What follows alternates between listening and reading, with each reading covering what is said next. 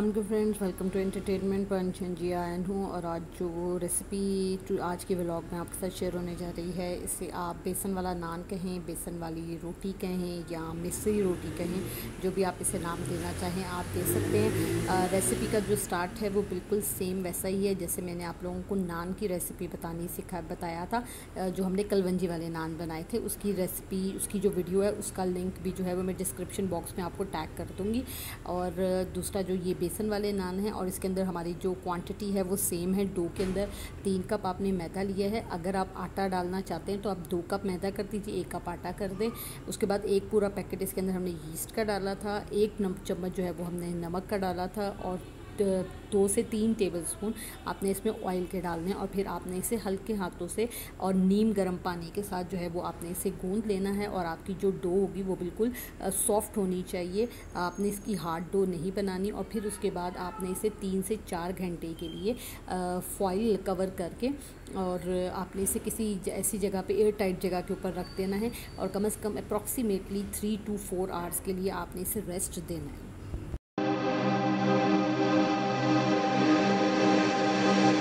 दिल लगी कि तेरे दिल को दिल लगी न लगे, दिल लगी कि तेरे दिल को दिल लगी न लगे।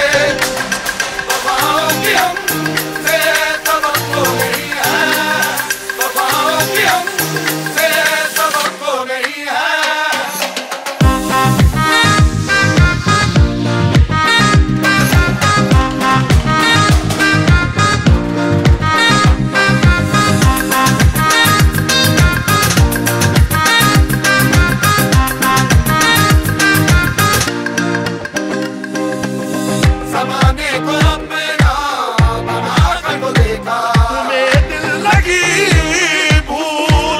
अच्छा जी, इस तरीके से हल्के हाथों से जो है वो आपने सारी की सारी जो डो है उसे आपने अच्छे तरीके से आपने गूंद लेना है। और अगर आपको लगे कि डो आपकी सख्त है तो थोड़ा सा हल्का हल्का सा पानी डाल के, और ध्यान रखना है नलके का पानी नहीं लेना, फ्रिज का ठंडा पानी नहीं लेना है, वरना डो जो है वो प्रॉपर तरीके से फर्मेंट जो है वो आपकी नहीं करेगी। इन तमाम बातों का आपने ध्यान रखना है, ठीक है जी। उसके बाद आपने इसको डो को जो है वो किसी एयर टाइट जगह के अंदर, या अगर आपके पास कोई बॉक्स है जो एयर टाइट है उस बॉक्स के अंदर भी आप डाल सकते हैं। ज़रूरी नहीं है, आपने इसके ऊपर क्लिंग फॉइल ही लगाकर जो है वो आपने इसे एयर टाइट उसके ऊपर रखना है। और इसको फर्मेंट होने से रखने से पहले थोड़ा सा इसके अंदर ऑयल डाल के तो इससे 1-2 हाथ जो हैं वो आपने दोबारा जो है वो लगा लेने, ताकि आपकी डो जो है वो बिल्कुल सॉफ्ट जो है वो बने। देखिए डो तैयार है। इसको अब हम लोग डिश के अंदर रख कर, तो मैं क्लिंग फॉइल लगा लूँगी क्योंकि मेरे पास एयर टाइट बॉक्स नहीं था, तो इसलिए आपने इसके अंदर जो है वो मैंने डिश में डाल के तो मैंने इसके ऊपर क्लिंग फॉइल जो था वो लगा लिया था। और उसके बाद मैंने इसे हॉट पॉट में जो है वो रख दिया था। और आज मैंने डो का अप्रॉक्सीमेटली जो है वो अप्रॉक्सीमेटली 3 आवर्स के लिए जो था वो मैंने डो को जो है वो कम्प्लीटली तौर के ऊपर छोड़ दिया था। अच्छा जी, उसके बाद जो है वो हम लोग जाएंगे रेसिपी के सेकंड पार्ट की तरफ। उसके अंदर भी हमने जो है वो, क्योंकि ये बेसन की डिश है तो ओब्वियसली हमारी जो सेकंड पोर्शन होगा वो हमारा बेसन से रिलेटेड होगा। और बेसन को भी आपने घोल कर जो है वो अप्रॉक्सीमेटली उसको भी मैंने जो है वो 2 घंटे के लिए जो है वो मैंने बेसन को जो है वो भी रख दिया था। और उसके पीछे रीज़न क्या थी, और बेसन में मैंने कुछ नहीं डाला था, कोई बेकिंग पाउडर नहीं डाला मैंने उसके अंदर। और अच्छा, एक बात का ध्यान आपने रखना है कि बरसात का मौसम चल रहा है, तो बरसात के मौसम में बेसन हो गया, मैदा हो गया, इन चीज़ों के अंदर ना सुसरी या सुंडी वगैरह पड़ जाती है, तो आपने बेसन को अच्छे तरीके से छान लेना है, ठीक है। तो उसके बाद मैंने बेसन को आम नॉर्मल टैप वाटर से गूंद के इसको भी मैंने क्लिंग फॉइल लगाकर फर्म रख दिया था। ये फर्मेंट नहीं होगा लेकिन ये फूलेगा, बेसन जो होता है वो फूलता है। आप देखिए अक्सर औक़ात आप पकौड़े खाते हैं या आप बेसन से मुतल्लिक़ कोई भी चीज़ खाते हैं तो आपको ज़रूरत से ज़्यादा प्यास लगती है। वो इसीलिए लगती है कि बेसन जो होता है वो आपकी बॉडी में जब जाता है तो ये फूलता है, क्योंकि ये चने हैं, ठीक है। तो चनों से बनता है, तो अब ज़ाहिर सी बात है जब आप चने खाते हैं डाइट वगैरह के लिए, वो इसीलिए आपको डॉक्टर रेकमेंड करते हैं कि वो फूल जाते हैं आपके पेट में डाल के। यही काम बेसन करता है, तो इसलिए बेसन जब आप इसके अंदर पानी डालते हो तो ये फूलता है। इसलिए आपने इसे अच्छे तरीके से मिक्स करने के बाद, विस्क करने के बाद आपने इसे जो है वो कवर करके आपने डिश को रख देना है। और अप्रॉक्सीमेटली आपने इसे 2 घंटे के लिए आपने इसे जो है वो रख देना है। और उतनी देर के अंदर आपने इसकी बाकी की जो वेजिटेबल्स हैं वो डालने के लिए काट लेनी है। इसके अंदर मैंने सूखी मेथी डाली थी, 1 प्याज डाला था और 2 हरी मिर्चें डाली थी। अच्छा, आप इसके अंदर अगर आपके पास मेथी अवेलेबल है तो मेथी इसके अंदर ज़रूर डालिएगा। सॉरी, मेथी कह रही हूँ, पालक जो है वो आप इसके अंदर लाजमी डालिएगा। उसका जो है ना वो बड़ा अच्छा टेस्ट जो है वो आता है। तो अगर आपके पास अवेलेबल है तो आप में पालक जो है वो ज़रूर आपने इसके अंदर जो है वो डालनी है। ठीक है जी। इसके बाद इसको क्लिंग फॉयल लगाकर मैंने जो है वो रख दिया था और मुझे तो 1-2 काम थे, मैंने वो किए। और उसके बाद ये इसका मिक्सचर तैयार हुआ है और इसकी मिक्सचर तैयार होने के बाद इसकी शेप ऐसी होगी। और अब मैं आपको दिखाती हूँ कि मैंने इसके अंदर कौन कौन से इंग्रेडिएंट्स डाले थे। वैसे मैं इसके तमाम के तमाम इंग्रेडिएंट्स जो है वो डिस्क्रिप्शन बॉक्स में लिख दूँगी। 1 प्याज, 2 हरी मिर्चें, नमक, लाल मिर्च, ज़ीरा, अजवाइन ज़रूर डालिएगा। बेसन की चीज़ों में अजवाइन ज़रूर डालते हैं, उससे गैसेस नहीं बनती हैं। अच्छा जी, दोबारा से सुन लीजिए। 1 प्याज, 2 हरी मिर्चें, नमक, लाल मिर्च, ज़ीरा, अजवाइन और मोटा कुटा हुआ भुना हुआ जो है वो सूखा धनिया। अच्छा, मिर्च जो है वो ज़रा आप थोड़ी सी टेस्ट कर लीजिएगा क्योंकि हमने इसके अंदर जो है वो हरी मिर्चें भी डाली हैं। तो आपने ये ध्यान रखना है कि स्पाइस जो है वो इसके अंदर ज़्यादा नहीं होनी चाहिए।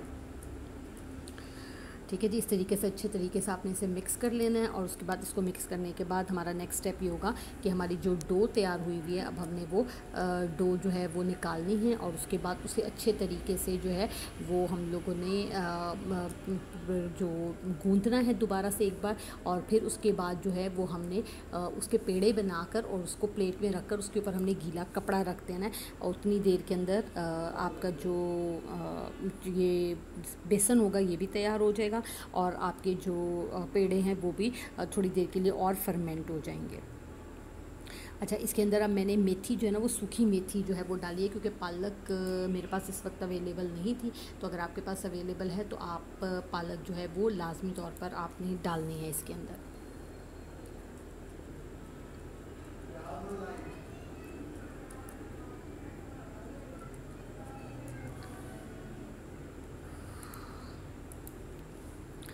ठीक है जी, चलें जी, अब हम डो का काम करते हैं। डो देखें अब आपके पास कितनी सी डो थी और अब इस टाइम पूरी डिश जो है वो डो की भर गई है।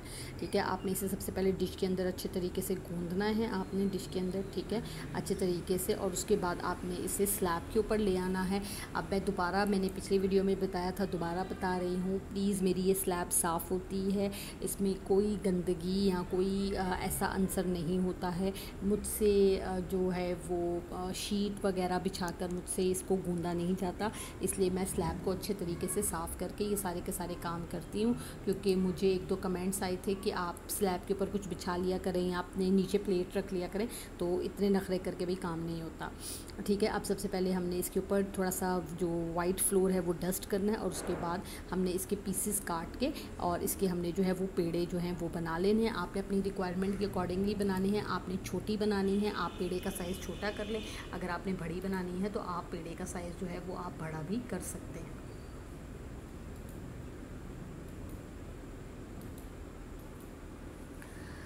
ठीक है जी, उसके बाद जो है इस तरह पेड़े बनाकर हमने इसके जो है वो जो गीला कपड़ा जो है वो हमने इसके ऊपर जो है वो हमने रख देना है। और मैंने इससे जो है वो तकरीबन 6 के करीब जो थी वो बेसन वाली जो रोटियां थी वो मैंने तकरीबन 6 के करीब जो थी वो इससे मैंने बनाई थी। और गीला कपड़ा रखने से ये हुआ था कि पेड़े इतने सॉफ्ट हो गए थे कि उसको मेरे लिए हैंडल करना जो था वो बहुत ज़्यादा आसान हो गया था। ठीक है जी, उसके बाद जो है वो आपने करना ये है कि सबसे पहले आपने एक पेड़ा लेना है, उसे बेल कर उसके बाद, अच्छा इसके अंदर मैंने, अगर कलवंजी वाली वीडियो आपको याद हो तो उस वीडियो के अंदर मैंने एक मिक्सचर तैयार किया था दूध, पानी और तेल का। इसी तरह का मिक्सचर जो है वो आपने इसके लिए भी तैयार करना है। इसे सबसे पहले, अच्छा ओवन की भी आज मैं आपको सेटिंग दिखाऊँगी कि किस तरीके से जो है वो आपने ओवन की भी जो है वो सेटिंग करनी है। क्योंकि पिछली दफ़ा मुझे लोगों ने कहा था कि आपने हमें ओवन की सेटिंग नहीं दिखाई थी, तो इस बार मैं आपको ओवन की सेटिंग भी जो है वो मैं दिखाऊंगी कि किस तरीके से आपने ओवन की जो है वो सेटिंग करनी है और क्या टेम्परेचर जो है वो आपने रखना है। अच्छा, ओवन की टेम्परेचर में जिस तरह मैंने आपको एक दफ़ा पहले भी बताया था कि हर किसी का जो ओवन है वो डिफरेंटली रिएक्ट करता है, तो आपने फिर अपना ओवन का टेम्परेचर उसी हिसाब से सेट करना है। अच्छा जी, बेलने से इस तरीके से अच्छे तरीके से इसको बेल लिया है। बेलने के बाद हमने इसे जो है वो अपनी ट्रे पे रखना है। ट्रे ऑलरेडी जो है वो हमारी ग्रीस्ड है, ठीक है। और उसके बाद जो है वो ग्रीस्ड करने के बाद उसके बाद आपने सबसे पहले जो है वो फिंगर से जो है वो उस पर निशान लगाने हैं। उसके ऊपर फिर आपने उसके ऊपर मिल्क, ऑयल और वाटर का जो है वो आपने मिक्सचर लगाना है। मिल्क, ऑयल और वाटर का जो है वो आपने इसके ऊपर मिक्सचर लगाना है। उसके ऊपर आपने जो है वो अपना बेसन का जो है वो लेप लगाना है। अच्छा, बेसन का लेप जो है ना वो आपने हाथ से लगाना है, ठीक है। हाथ अच्छी तरीके से धोकर बेसन का लेप आपने हाथ से लगाना है ताकि वो इवनली जो है वो स्प्रेड हो जाए। बहुत ज़्यादा इसे पतला मत कीजिएगा वरना ये पापड़ की तरह जो है वो अकड़ जाएगी, सख्त हो जाएगी। इसको हम उसके ऊपर ट्रे पे डाल के एक दफ़ा दोबारा साइडों से इसे हम लोग अच्छे तरीके से जी कि इस तरीके से ना साइडों से हम इसे लंबा कर लेंगे। बहुत ज़्यादा आपने इसे बेलने से नहीं करना वरना ये सख्त हो जाएगी, ठीक है। दोनों हाथों से अपनी फिंगर से आपने इसके ऊपर निशान लगाने हैं। उसके बाद हमने जो मैंने आपको पानी वाला जो मिक्सचर कहा था वो मिक्सचर हमने इसके ऊपर डालना है।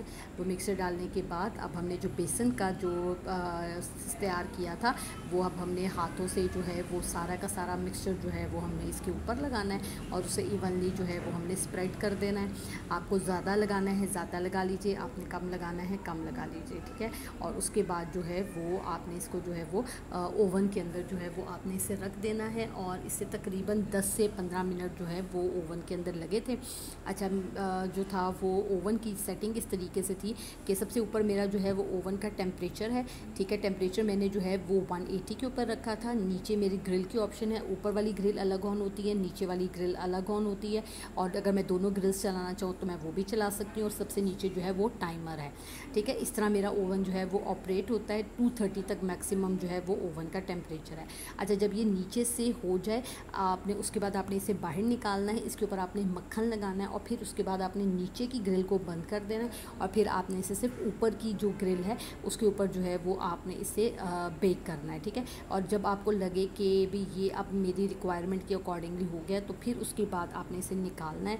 निकालने के बाद आपने इसे जिस भी जगह पे सर्व करना है वहाँ पे रखें और उसके बाद आपने इसको एक बार मक्खन जो है या देसी घी मिल जाए अगर आपको तो वो आपने लगाना है और इसको आप नमक वाली लस्सी के साथ जो है वो सर्व करें और आपकी बेसन वाली रोटी तैयार है। आई होप आपको व्लॉग अच्छा लगा होगा। Don't forget to like, subscribe and share the entertainment punch. Next video तक के लिए मुझे दीजिए इजाज़त। अल्लाह हाफिज़।